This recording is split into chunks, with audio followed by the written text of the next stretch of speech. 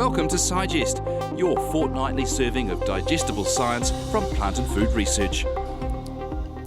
Kia ora, hello, and welcome to another episode of Sigest.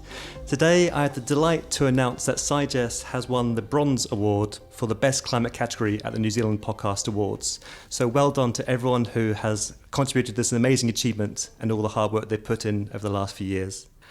Today on Sigest we speak to Dr. David Teulon, an entomologist and principal scientist at Plant and Food Research.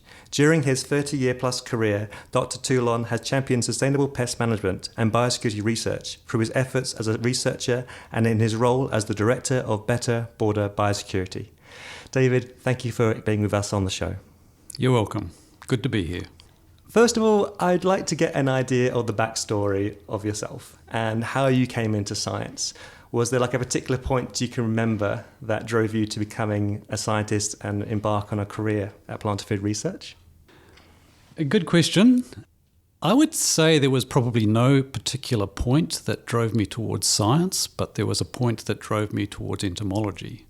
I was studying a Bachelor of Science at the University of Canterbury and was doing entomology as one of my majors. I then went and talked to my professor and said, what can I do with this degree? And we discussed it, and he noted my interest in entomology, and he said, there's more opportunities if you go to Lincoln. So I then went to Lincoln, I did a bridging course, did a master's in horticultural science, majoring in entomology again, and then did a PhD in entomology. Probably around the longest way you could go to getting a PhD. But I ended up with a pretty good education as a result of that. So going back, was there a particular type of species or order of insects that you were interested in initially? Was it primarily terrestrial insects, or did you have a hint of the aquatic stuff as well? So in my education, I studied all insects. But going back to my previous conversations about coming out to Lincoln, the focus on Lincoln, of course, is terrestrial environments, and much of that was on pest species. I was looking at pest species in horticulture, so that's where I landed. And in terms of the specific organisms that I was working on, at that time there were several opportunities for different PhD programs, and more by happenstance than anything, I ended up doing a PhD on thrips in horticultural systems. And when you say happenstance, do you mean like there was a number of pre-funded PhDs that were available and you selected one of those? Or did you go out and propose a project that happened to be involved with thrips? So at the time, I think there were several PhD projects that were available, and they had some funding associated with them. And of course, as a student, you have to consider how you're going to look after yourself. And yeah, the situation was that there was an issue with thrips on stone fruit, on peaches and nectarines, and not a lot was known about them. So there was the possibility of doing a PhD in that area, and it sounded pretty interesting, so I jumped at it. So would you say that the pivotal moment was going to your supervisor, professor, and then saying, what are my options with my career? And then that was the defining point of working out where you might go? Or was there like precursors to that where you were interested in tramping, for example, or did you go out and sample plants, that kind of thing before that? Were you a botanist, entomologist before? So I did spend a lot of my teenage years, I guess, in the mountains around Christchurch in the Southern Alps, and potentially had a predisposition to the natural world and looking at, natural systems, etc. And I suspect that did give me a sort of direction in terms of what I was studying. But also, I guess I wanted to do something that was useful in the broader sense, and I'm sure that helped direct me in terms of what I actually ended up doing. So when you say useful, do you mean useful for like growing crops in the field, that kind of thing? Or is it conservation? Or is it a bit of both? Well, the funny thing about this particular study was that it was looking at one of the few New Zealand endemic species that attacks crop plants. There's not many of them, but there are a few of them, and this was one of them, the New Zealand flower thrips. So in many ways, the study allowed me to work on that crossover between productive systems and natural systems. And in my later life, that became more of a focus, especially in biosecurity, where we noticed that a lot of invasive species, they're not just a problem in productive sectors, but they're also a problem in natural systems. So it actually gave a really interesting landscape approach, I guess, to what was going on. And so I was working with native plants, insects on native plants and insects on in crop plants in this situation. Yeah, some very interesting co-evolutionary dynamics that go on between pest species going into a new environment. Once you've finished your PhD, did you go overseas and do postdocs and get experience from other parts of the world and then bring it back to New Zealand? Yeah, for sure. So when I finished my PhD, I was determined to travel. I was actually in the very fortunate position for me, not fortunate for others, that there was a major thrips problem at that time internationally, particularly in North America and Europe. And so the skills that I learnt in my PhD were very much wanted overseas. So as a result of that, as soon as my PhD finished, I was on the plane, went to the Netherlands for a year. I was then in the States for 5 years, and then I was in Germany for a year. So all of those times pretty much had a focus on thrips and thrips management, thrips biology, etc., etc. So each of those periods of time in the Netherlands and America and Germany, they were separate projects? They were separate projects, but they all had an underlying theme. So they were all about understanding thrips biology and using that knowledge to manage thrips sustainably in different environments. And the people also were interconnected in those situations as well. So was it that you had, in the Netherlands, built collaborators that moved you to other parts of the world? Yeah, I'm sure those connections helped. I mean, I was working again, I was very lucky in working with some of the foremost researchers of the time, and getting involved in their lab certainly helped me to move on to the next lab, for example, and making those connections all over the place. Can you think of like a fun fact that you discovered over that time period about thrips that really helped understanding their biology? Well, it's interesting. One of the final chapter of my PhD was about the opportunistic nature of thrips.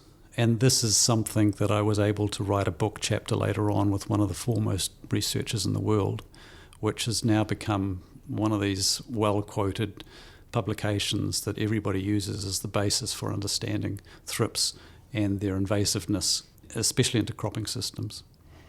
Given that there's so much research overseas about thrips, what brought you back to New Zealand? It's a good question. I mean, I love New Zealand, and I think it's a fantastic place to live. And there are things here that you can't find anywhere else. And actually, that was my whole view on anywhere. Actually, there's good things and bad things about anywhere, and you can either focus on the good things or focus on the bad things. New Zealand was my home, and I think I was always intending to come back to give something back to the country that educated me. Yeah. Did you come back to exactly the same place? Did you leave from Lincoln and come back to Lincoln? Strangely enough, I did. That was not my intention. It just, again, it was one of these situations where one of the positions that came up at the time that I was really looking to move back again was at Lincoln, and I just happened to come back to my hometown. It was not something that I went out of my way to do. I was quite happy to go anywhere else in New Zealand, but it just happened that way. It'd be interesting to get your thoughts on that kind of career progression, in that you start off in New Zealand, go away, do your postdocs, then come back. There are other career paths that have been taken with early career researchers, which is staying in New Zealand, and that enables people to be more engaged with like Mataranga Maori and the kind of issues that are facing New Zealand. So it's interesting that it worked really well for you to go overseas then come back. Would you say that pathway is fruitful for modern early career researchers?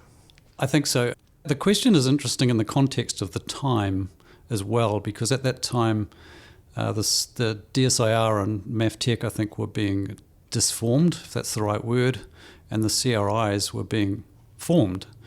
And given the context of today, there were very, very few jobs around. So being away overseas was actually a good time to be away overseas in the New Zealand context.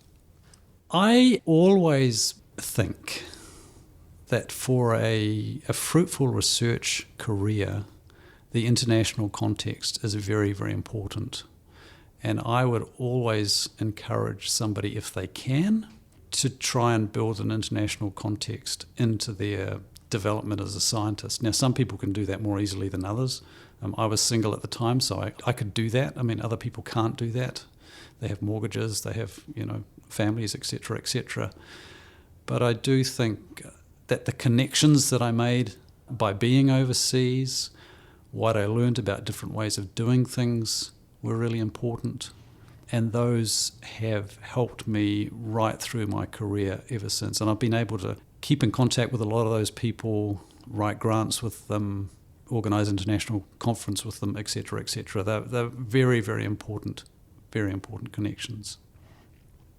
David, you were the director for Better Border Biosecurity between 2013 and 2023. Could you please give the listeners a quick overview of what this role involved?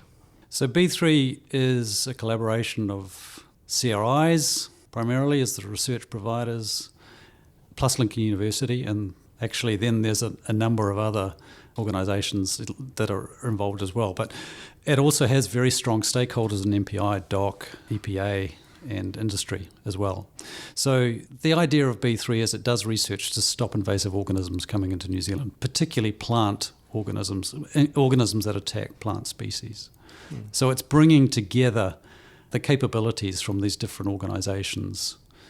And the rationale behind it is that when organisms come into New Zealand, they come through ports, and that is a common feature for forests, for crops, for pasture, etc., etc. So let's work together in that environment and tackle all those problems together. It's fantastic. It was a fantastic model. So my role in B3 was as the director. So I led a group of theme leaders, and I see my role as allowing for the very passionate researchers that we had in the program to move forward in their area of research in the most pragmatic way possible. So I was trying to facilitate, I guess, a program of research for the best outcomes for New Zealand's plant border biosecurity. A decade is a long time to be the director. Over that time, there must have been some very notable species that came through and challenged this B3 program. One that comes to mind is perhaps the Queensland fruit fly that had an incursion in 2018, I believe. Was your project involved with the response to that species? Or if not, are there other species that are notable in your mind? Well, so I came on in B3 just after PSA arrived. So PSA was actually before I took over. What is PSA and why is it important? PSA is the kiwi fruit canker disease that devastated kiwi fruit varieties. So it was a huge problem for the kiwi fruit industry. The fruit flies, and there's a number of them, are always a problem.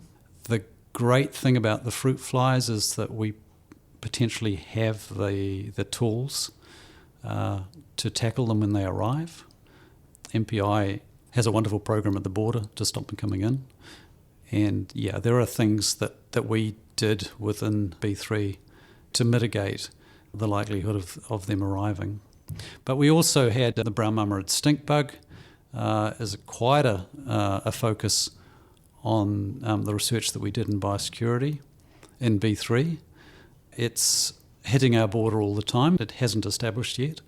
And we worked very closely with MPI and international researchers to do quite a bit of research to mitigate their arrival. an establishment in New Zealand. We've also been working on a number of other diseases. Xylella fastidiosa is a real concern. It's a disease of a number of crops, but particularly wine grapes. And we've been working with, again, international researchers trying to understand that, trying to also understand if it's going to be a problem in our natural systems. So there have been a number of what do we call them, high-risk organisms, I guess, that we've had some focus on, but we do have to be careful because there's that stuff that comes into the country that we don't necessarily know about. So we have to work in a generic way as well to stop things that we don't know about coming into New Zealand. So there's multiple goals. It's one that is preventing potentially invasive species coming into the country, but also perhaps those that are here. And you mentioned there are plants, but also perhaps like other pathogens that are coming into the country. Presumably insects are also there as well. Yeah.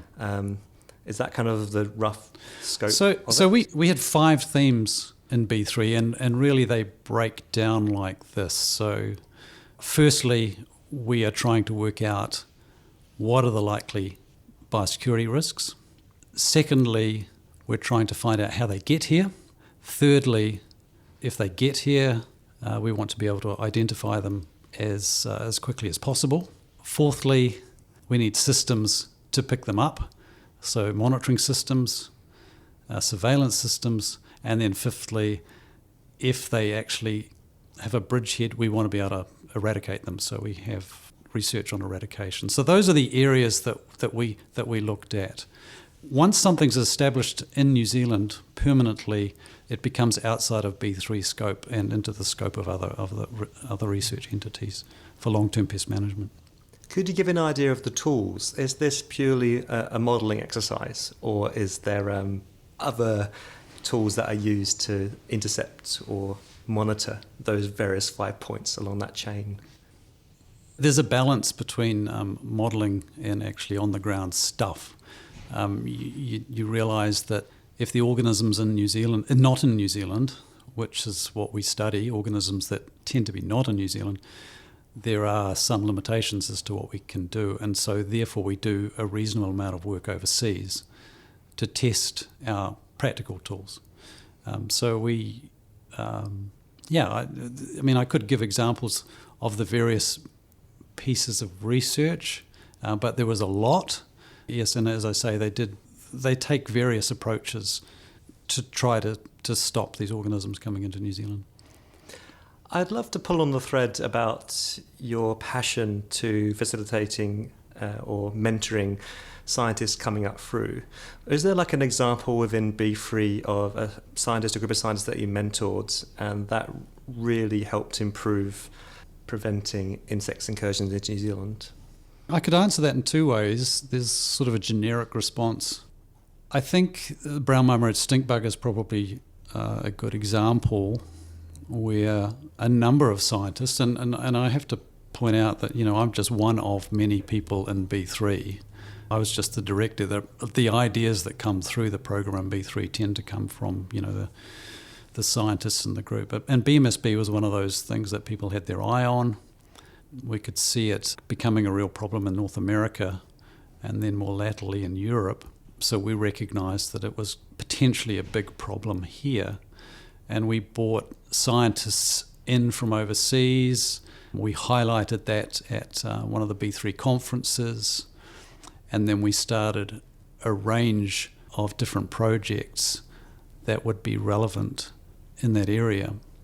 And we work very closely with MPI, and more latterly we've been working with the Brown Marmoset Stink Bug Council in the GIA, or the Government Industry Agreement for Readiness and Response. Was there any challenges for your period of being director with how the science system is structured? Like, was it structured in a way that enabled you to do your work, or are there things that you'd like to see that would benefit protecting New Zealand borders? Yeah, I mean, how long do you want me to talk for? B3 was funded through SIF funding through the CRIs, and one of the challenges that we had was different CRIs put in different amounts of money. So we had a challenge there in sometimes building the best teams because the money wasn't in the right places. So that was a challenge that we had. And generally speaking, we managed that reasonably well, but it would have been more straightforward if we had greater flexibility over that. The other challenge I think that we were always facing was we had our SIF funding to do our research, lining that SIF funding up with other government investment or industry investment in terms of the implementation of some of the research was also a challenge. In many cases, I think it's fair to say that the research from B3 was taken on board. It's just that the processes around taking it on board were not clear sometimes, and it wasn't necessarily, A to B. It became A, B, C, D, and weaved its way around before we could get that application in place. And that reflects the funding system as much as anything. Did you find this challenging when trying to communicate your science? Like how scientists are seen in modern day? If you're unable to give a clear answer, or these answers are blocked, or you're not able to put the caveats on these answers the way you'd like to, does that prevent the communication of this important research?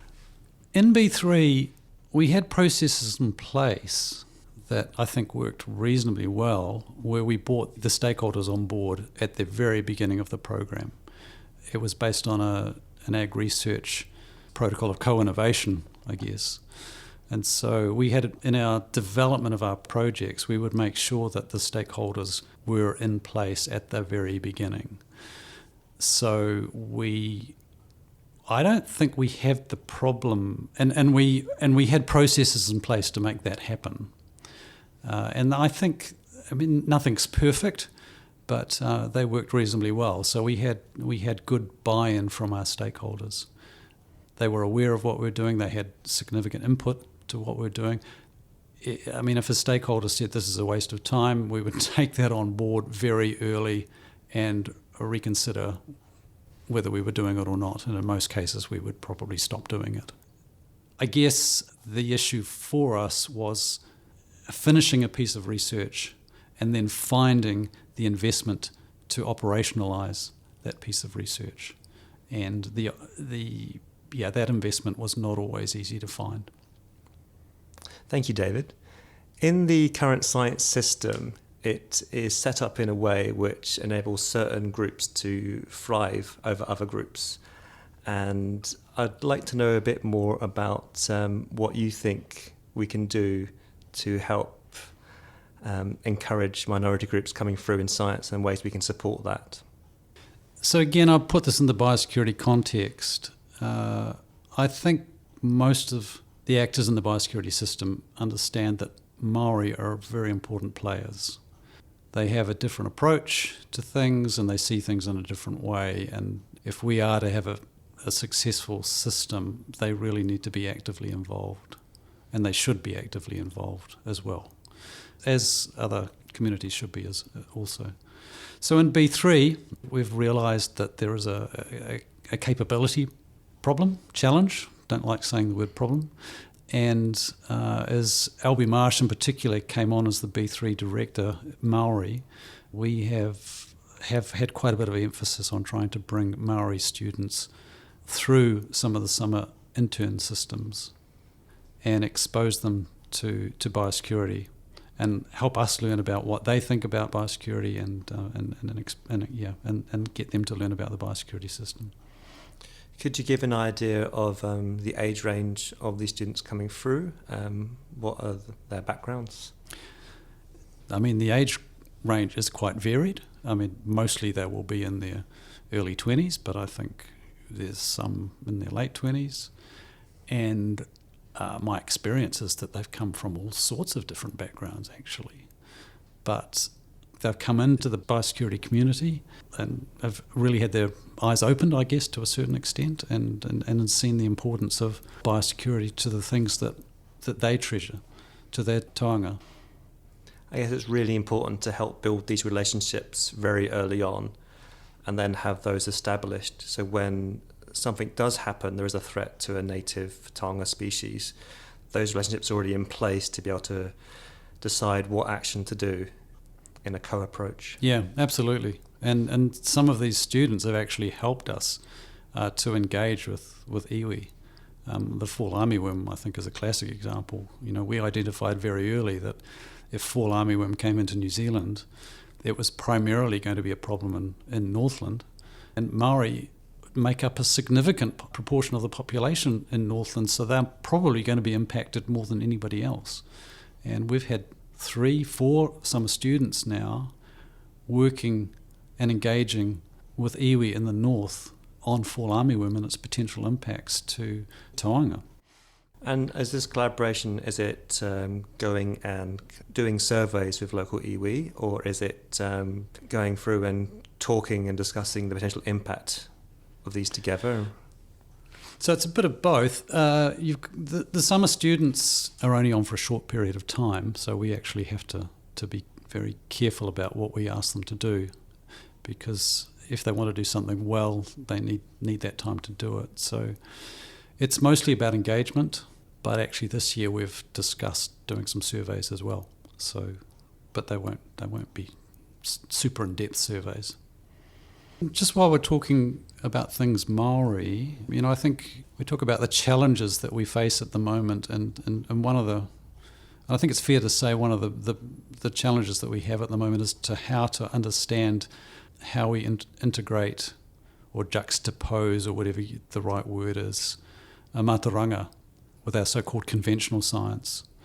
And I know that for some scientists that is a challenge, and for me I've really enjoyed taking that on board and trying to work out what it means for us and how it can improve, for example, the biosecurity system.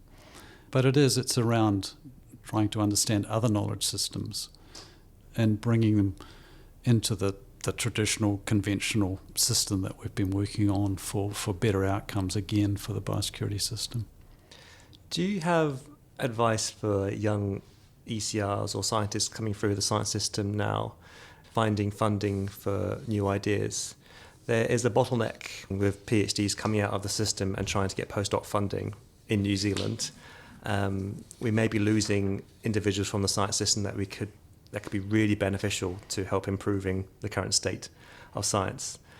If you were to go back and just before you started your career, was there any advice you'd like to give yourself when you were younger that would help throughout your career?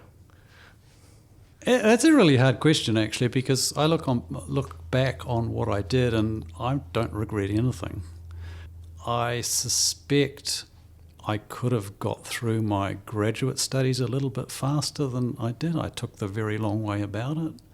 But in some ways that was really good because I learnt a lot. I really think for somebody that's considering a career in science, it comes down to your passion as much as anything. And if you're passionate about it, you can make it happen. Beyond that, I'm not sure if I can give much advice. The opportunities are there. Certainly, you've got to grab them and go for it if that's what you want.